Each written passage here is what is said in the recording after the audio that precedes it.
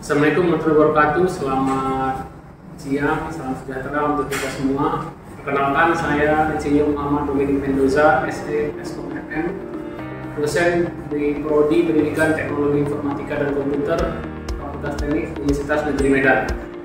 Di sini saya akan membawakan manajemen proyek teknologi informasi dengan bobot mata kuliah 3 SKS dan ini merupakan mata kuliah wajib. Rumpun ilmu dari mata kuliah ini adalah manajemen informatika. Pada mata kuliah ini mahasiswa belajar bagaimana melaksanakan dan mengintegrasikan manajemen proyek khususnya pada teknologi informasi, pengelolaan integrasi, pengelolaan waktu, pengelolaan anggaran, kualitas proyek, SDM proyek, komunikasi proyek, manajemen risiko proyek, dan pengelolaan dan pengadaan proyek. Capaian pada pembelajaran ini yaitu yang pertama, mahasiswa mampu menjelaskan definisi proyek itu seperti apa, manajemen proyek IT dan peran manajemen proyek IT secara umum. Yang kedua, mahasiswa mampu merencanakan, mempersiapkan, mendefinisikan rincian serta kelayakan proyek. Yang ketiga, mampu mengidentifikasi proses-proses yang terjadi, hal apa saja yang harus dilakukan, serta sebagai manajer proyek selama proyek berlangsung. Yang selanjutnya, mahasiswa mampu menggunakan perangkat lunak sebagai alat bantu dalam menjalankan proyek. Perangkat lunak yang digunakan adalah Microsoft Project. Yang selanjutnya, mahasiswa mampu menganalisis proses yang dibutuhkan, hal apa saja yang perlu diintegrasikan agar proyek dapat berjalan dengan baik dan lancar. Yang selanjutnya, mahasiswa mampu mengidentifikasi dan merencanakan kualitas yang sesuai dengan keinginan stakeholder dengan pertimbangan triple constraint, yaitu waktu, biaya, dan batasan proyek. Yang selanjutnya, mahasiswa mampu mengidentifikasikan, merencanakan, dan memilih anggota tim proyek yang sesuai dengan kebutuhan proyek. Yang selanjutnya, mahasiswa mampu mengidentifikasikan dan merencanakan serta mengendalikan proses komunikasi selama proyek berlangsung. Yang selanjutnya, mahasiswa mampu memprediksi dan mempertimbangkan, menganalisa resiko-resiko apa saja yang akan dihadapi selama proyek teknologi informasi berlangsung, dan mahasiswa mampu mengatasi masalah yang akan timbul tersebut. Yang selanjutnya, mahasiswa mampu mengidentifikasi cara memperoleh barang dan jasa yang dibutuhkan serta dukungan lainnya agar proyek dapat berjalan dengan baik dan lancar. Yang selanjutnya, mahasiswa mampu memahami pentingnya stakeholder atau pemangku kepentingan dan mampu mengontrol engagement terhadap stakeholder. Materi yang disampaikan dalam manajemen proyek ini ada 12. Yang pertama, konsep dasar manajemen proyek IT. Yang kedua, fase perencanaan pada proyek IT. Yang ketiga, pengenalan Microsoft Project. Yang keempat, manajemen integrasi proyek. Yang kelima, project scope management. Yang keenam, project cost management. Yang ketujuh, project quality management. Yang kedelapan, manajemen SDM proyek. Yang kesembilan, manajemen komunikasi proyek. Yang kesepuluh, manajemen risiko proyek. Yang ke-11, manajemen pengadaan proyek, dan yang ke-12, manajemen stakeholder proyek. Model pembelajaran yang saya terapkan adalah blended learning dengan 13 pertemuan tatap muka dan 3 pertemuan dilakukan secara luring dengan memanfaatkan LMS yang disediakan oleh Unimed, yaitu Sigda. Metode pembelajaran yang saya terapkan adalah small group discussion, discovery learning, self-directed learning, collaborative learning, role playing, case method, dan project based learning. Kriteria penilaian yaitu ada 4. Yang pertama, kehadiran, persentasenya 5%. UTS, ujian tengah semester, itu 20% bobotnya. UAS, ujian akhir semester, itu bobotnya 25%, dan tugas portofolio KKNI bobotnya 50%. Tugas portofolio KKNI ini terdiri dari tugas rutin, critical book review, critical journal review, rekayasa ide, mini riset, dan project. Nah, dari tugas KKN ini yang bobot 50% ini akan dikalikan nilai akhir mahasiswa, yaitu 0,05 dikali F1 tambah 0,2 kali F2, 0,25 dikali F3, dan 0,5 dikali F4 sesuai dengan peraturan rektor nomor 4 tahun 2022. Berikut ini adalah video proses belajar mengajar saya dalam manajemen proyek teknologi informasi secara luring dengan model pembelajaran discovery learning dan role playing.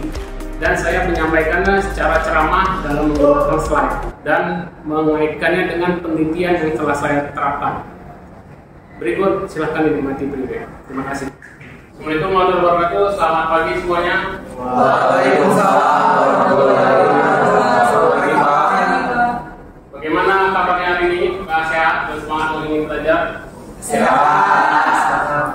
Oke, baik ya. Sebelum memulai perkuliahan, kita berdoa masing-masing dulu ya. Doa mulai.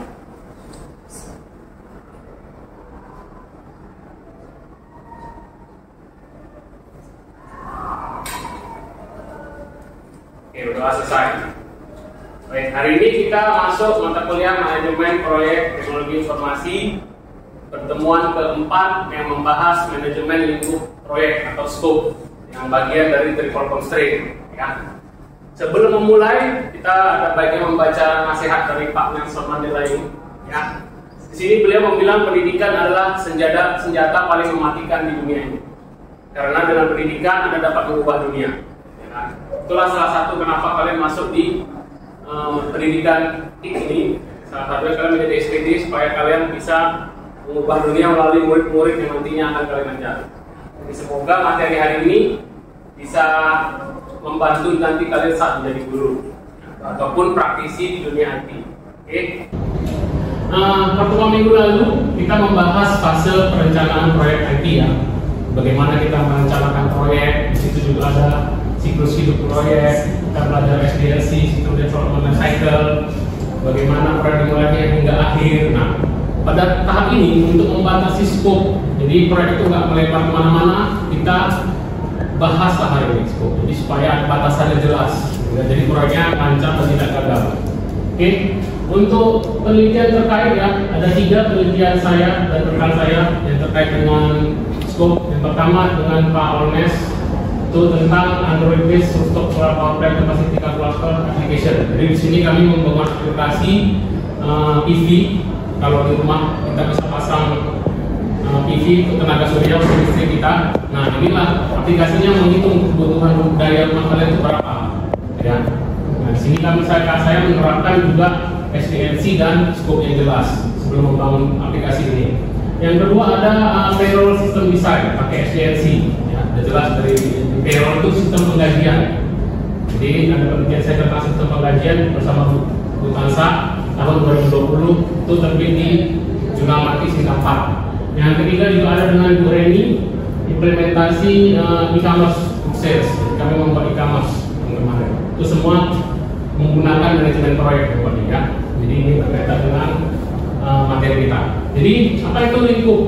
Ya, lingkup itu mengacu pada kegiatan-kegiatan yang berkaitan dengan menciptakan produk yang akan kita buat nantinya, produk IT ya. Dan hasilnya itu jelas dan deliverable. Jadi nggak terlalu muluk-muluk, terlalu tinggi speknya, lari kemana-mana. Itulah gunanya lingkup ini. Baru manajemen lingkup itu apa aja? Dia ada proses-proses yang terlibat dalam mendefinisikan, mengendalikan, dan disertakan. Ya. Nanti kalian, jadi capaian pembelajaran hari ini, kalian nantinya diharapkan mengerti teori lingkup ini dan bisa membuat catat proyek dan gacha. Ya. Nanti akan diajarin. Baru bagaimana proses manajemen di lingkup proyek. Yang pertama kita rencanakan dulu lingkupnya. Batasannya apa sih? Bagaimana didefinisikan apa yang akan kita buat? Didefinisikan secara detail ya. Misalnya kita akan buat sebuah sistem yang baru.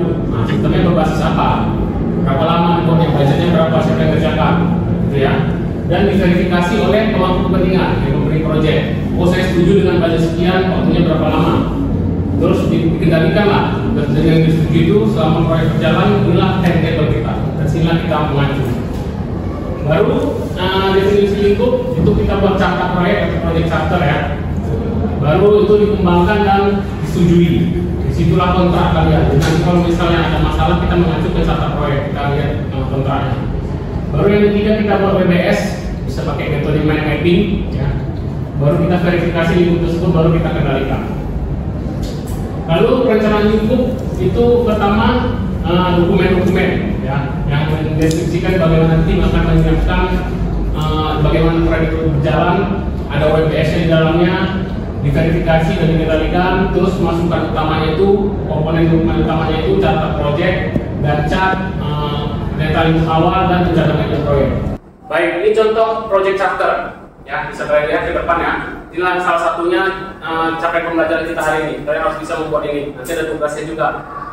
Oke, project charter itu dibuat dalam bentuk tabel seperti ini. Ya, paling atas itu judulnya. Sini saya beri contoh judulnya itu upgrade IT upgrade project.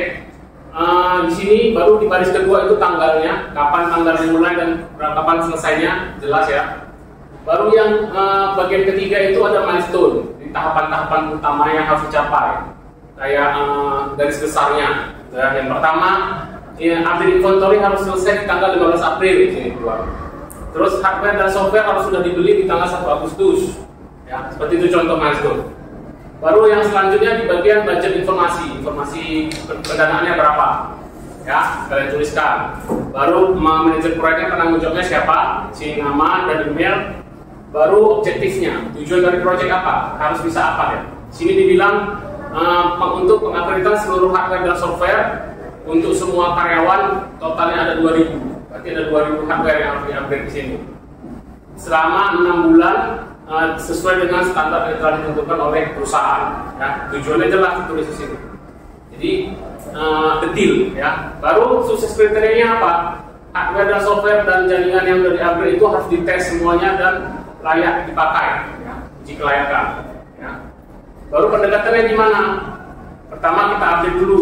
Ini langkah-langkah kegiatannya. Kita update dulu. Hardware yang sekarang mana yang rusak, mana yang harus diperbaiki, mana yang harus diganti yang baru. Nah, kita update dulu stok kita, hardware dan software kita, mana yang harus ganti software, mana jaringan yang udah mati, LAN-LAN-nya segala macam.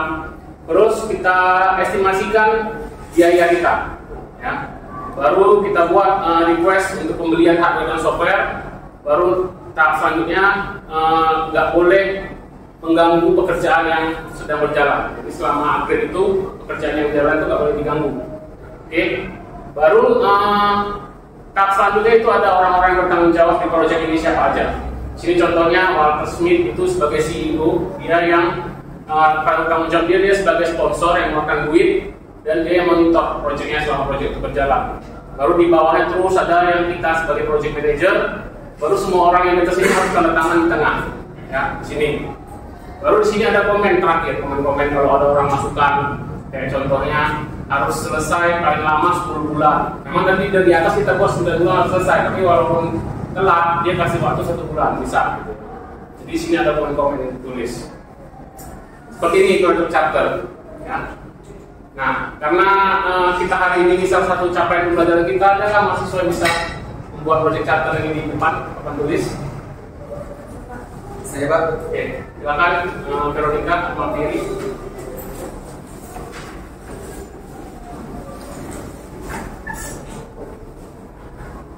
Ini spidolnya ya. Jadi kalian silahkan cari ide itu sendiri ya. Veronica sebagai project manager, Fikri sebagai pemilik projectnya. Kalian cari ide mau buat project apa, lalu kalian buatkan project charternya di papan tulis. Silakan. Mungkin kami nanti ada tentang buat upgrade software, contohnya salah satu sekolah ini. Jadi kan tadi saya manajer proyek, dia yang proyek.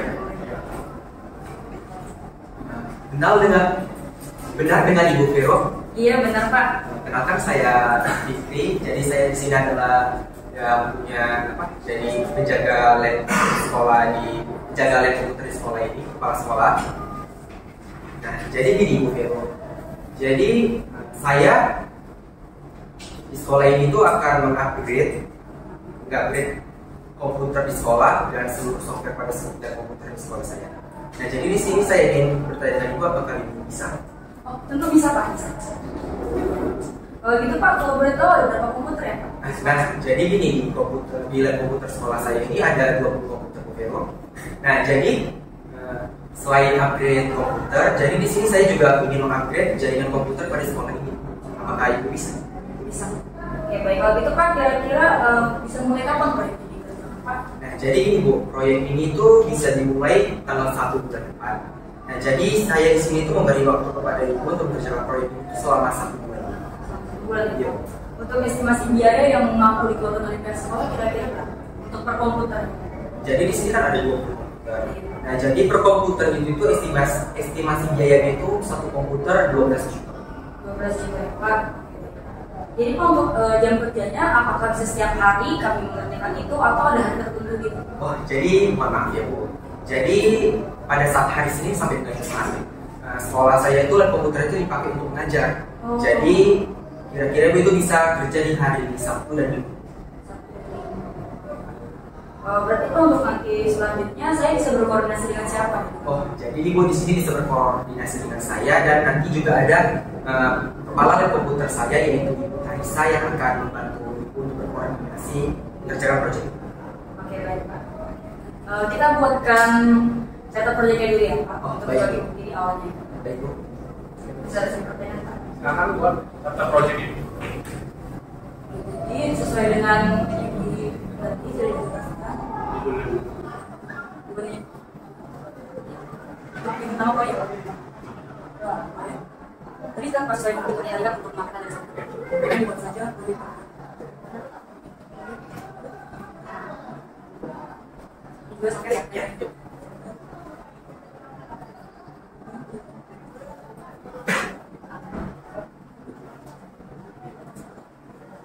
Tadi kan setelah itu ada tanggal bulannya tadi bulan apa ya? Oh, 1 bulan. Satu bulannya berarti Pak? Satu bulan tadi sebelumnya. Ya.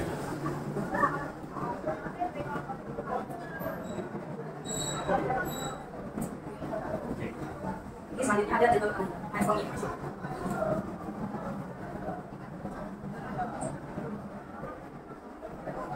Ini berarti memang kita adakan dulu seluruh harganya. Berarti pendataan seluruh. Ini kalau kita baca jadwalnya 3 bisa. Bisa 3 bisa.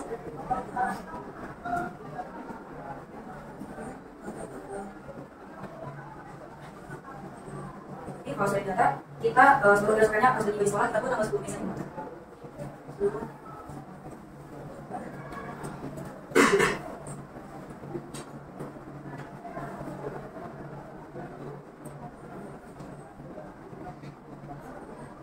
Itu misalnya tadi sama. Bagaimana kalau kita buat di dulu nih? Ada kalau Bisa. proses instalasi.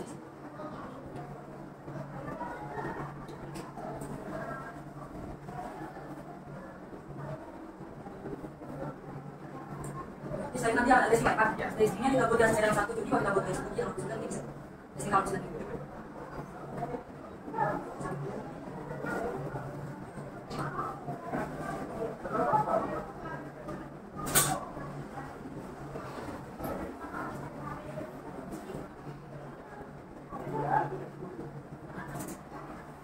Selanjutnya langsung buat budget dulu. Oh, wajib. Uang berapa tadi? 20 juta dan 12 juta. Total biayanya, total biaya untuk harga dan dan untuk kerjanya Kerjanya animasinya. tidak kapan dan pekerja gimana? Lalu tanggung jawabnya project-nya. Dengan sisi ya Pak? Ya, yang buat manajemennya.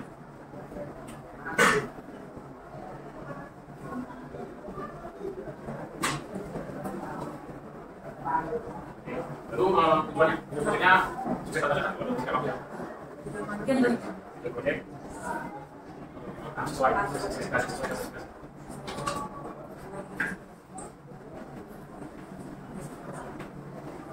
Ya, lalu spesifikasinya apa?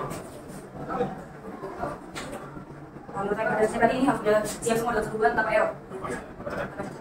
Spesifikasinya apa saja?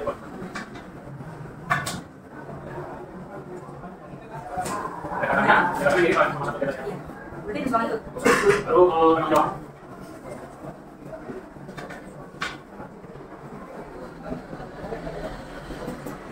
Yang pertama, pasalnya. Soalnya tadi saya. Kamu. Oke, oke. Bisa, silakan. Silakan. Ambil. Terusnya, siapa? Yang itu mendata. dalam kata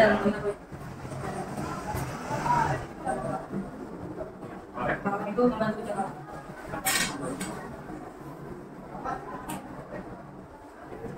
Berencana.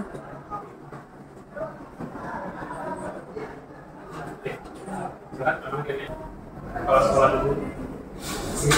Ya. Kepala lab.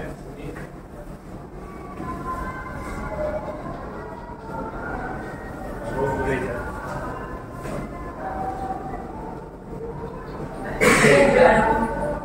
Komen tadi soal apa cek?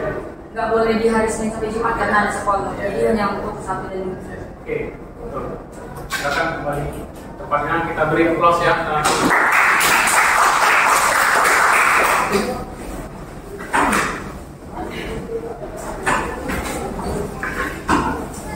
Oke, jadi kita bisa lihat ya bagaimana manajer proyek tadi selalu menanyakan penjadwalan kepada captionnya ya. Dia tanya dulu, jadi nggak bisa manajer proyek langsung buat ya konfirmasi ke pemberi proyeknya ya. Jadi seperti inilah kira-kira proyek sampai nanti ini. Oke, selanjutnya ini pernyataan tentang proyek charter ya. Di bawahnya ini contoh-contohnya kalian bisa baca nanti setelah di rumah. Terus kita masuk ke Gantt, salah satu capaian pembelajaran yang kedua pada hari ini, yaitu Gantt.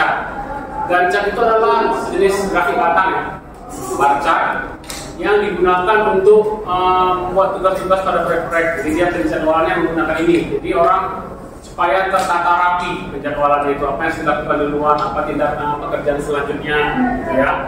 Nah ini contohnya, saya ngambil contoh ke bangunan rumah ya, bermudah ya. Sebelum kita masuk ke Gantt yang IT. Jadi kita bisa lihat di sini ada nomor 1 sampai 8 dan ada aktivitas, ada 8 aktivitas di sini. Di sini ada periode. Jadi proyek buat rumah ini seolah-olah dibuat dari Januari hingga Juni ya.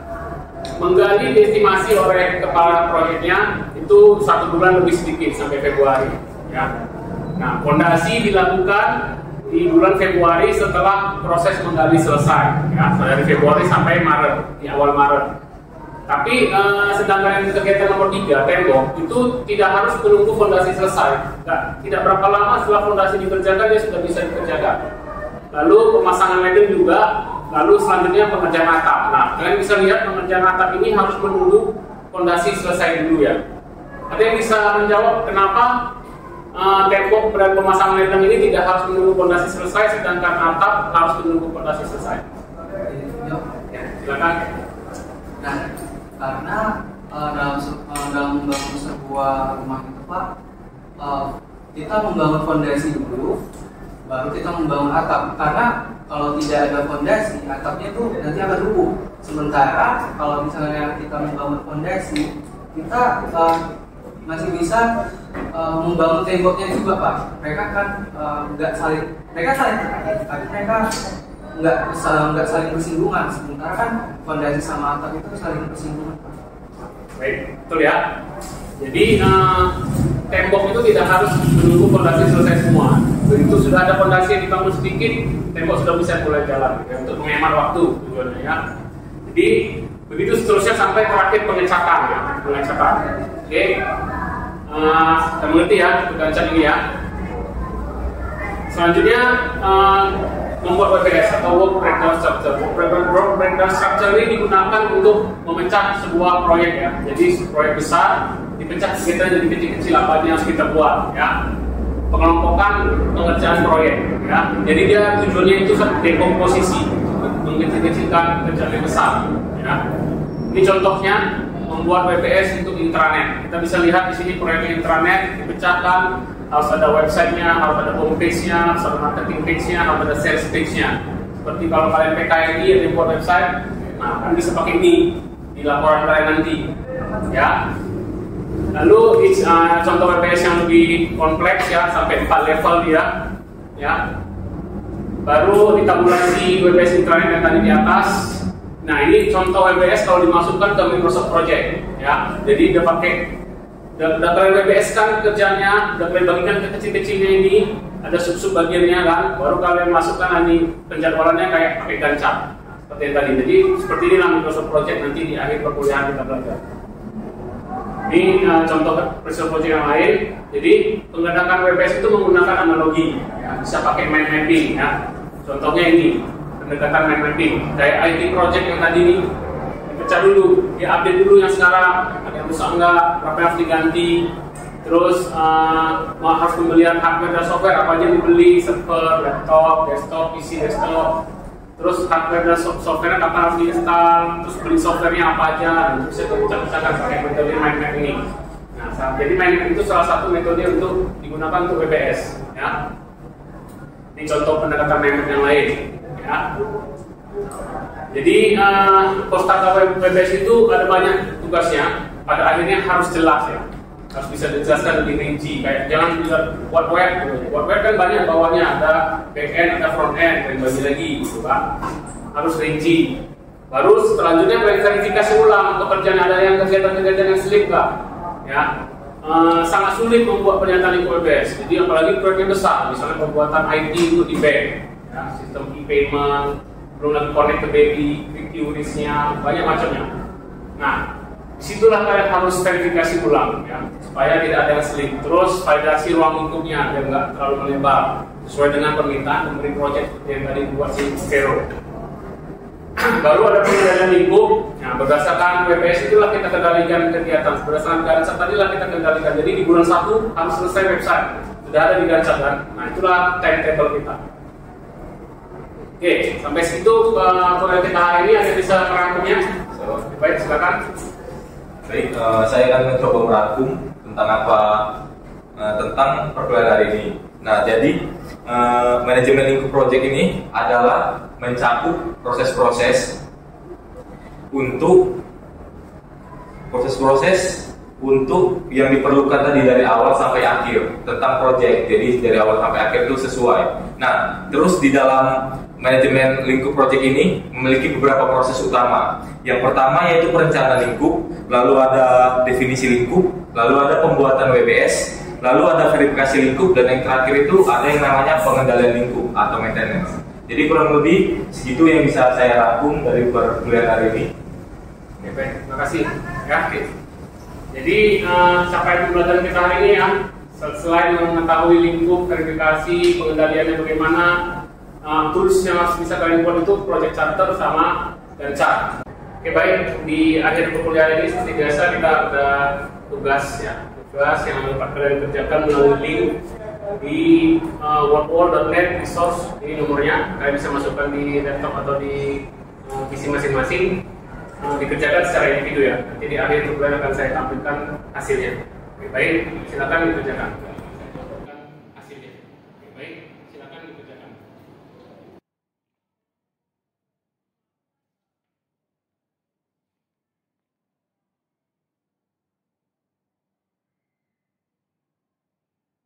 Oke, baik. Jadi semua sudah mengerjakan masing-masing ya di wordwall.net ini. Kita akan melihat hasilnya langsung dari website wordwall-nya.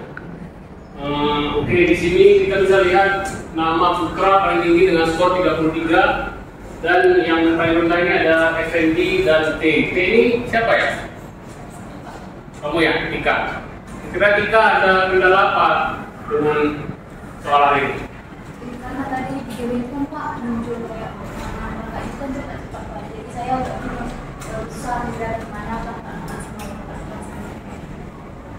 Oke, jadi kalau gitu saya akan memberikan tugas tambahan ya di Sijda yang bisa kalian kerjakan nanti di rumah. Ya. Oke, sekian program kita hari ini. Semoga bermanfaat ilmu yang didapat hari ini. Assalamualaikum warahmatullahi wabarakatuh. Selamat siang. Waalaikumsalam warahmatullahi wabarakatuh.